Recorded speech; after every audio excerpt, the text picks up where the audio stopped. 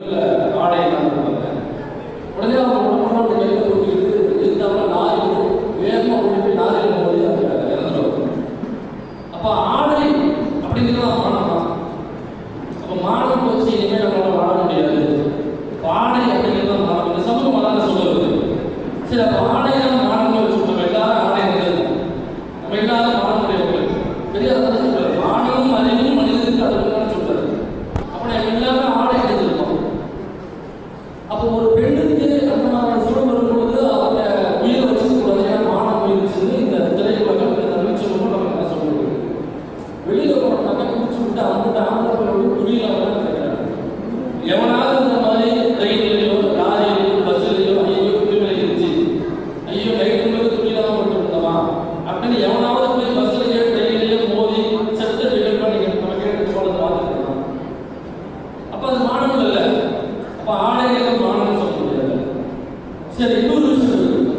நம்ம அந்த நாட்டாம பண்றோம், நம்ம பார்த்துருக்கோம்.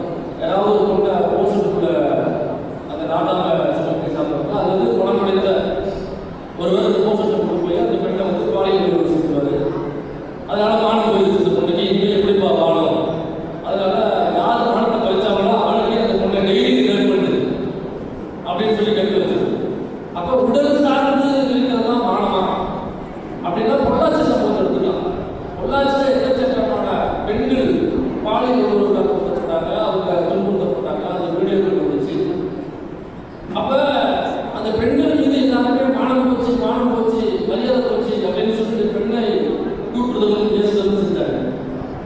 அப்போ உடல் சார்ந்ததான் மானம் அப்படின்னாக்கா அந்த பெண்ணை எவ்வாறு கூப்பிடுறாங்களோ அதே போல அந்த ஆணையம் இருக்குல்ல, அது ஆணுங்களை சம்மந்தப்பட்டிருக்காங்க. அப்போ அந்த பெண்ணுக்கு அதனால மானம் போச்சுனாக்கா அப்போ ஆணுக்கு மானம் போச்சுல.